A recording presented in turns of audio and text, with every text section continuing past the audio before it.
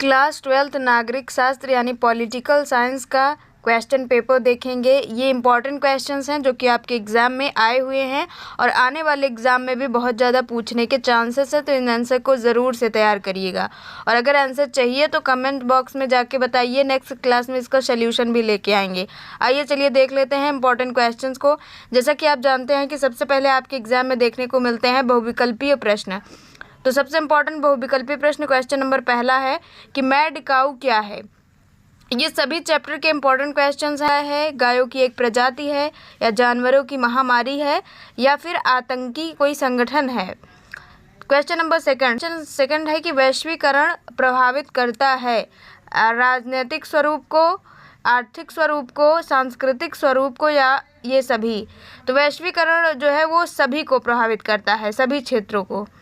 फिर आता है क्वेश्चन नंबर थर्ड कि इनमें से खुले द्वार की नीति किस देश ने अपनाई। चीन ने, यूरोपीय संघ ने, जापान ने, अमेरिका ने।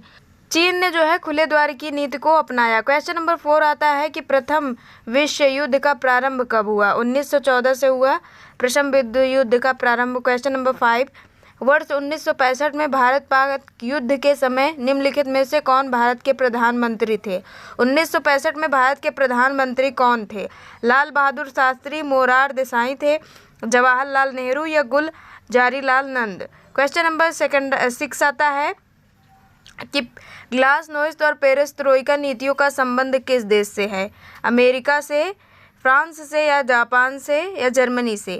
क्वेश्चन नंबर 7 जर्मनी में ऊर्जा का सबसे प्रमुख या पारंपरिक कौन सा ऊर्जा है, जो तापीय या परमाणु ऊर्जा, सौर ऊर्जा, या विद्युत जल शक्ति। भूटान में। फिर आता है क्वेश्चन नंबर 8 कि वर्ष 1956 में राज्यों के पुनर्गठन का मुख्य आधार क्या था। भाषा, धर्म, जाति, या इनमें से कोई नहीं। फिर आता है प्रश्न नंबर 9 कि भारत ने किस पड़ोसी देश के साथ पंचशील समझौता किया। तो यह चीन के साथ पंचशील समझौता किया था। अब इसके बाद आते हैं लघु और लॉन्ग क्वेश्चंस आपके एग्जाम में। ये सभी इंपॉर्टेंट क्वेश्चन है, स्क्रीनशॉट आप ले लीजिए इसका।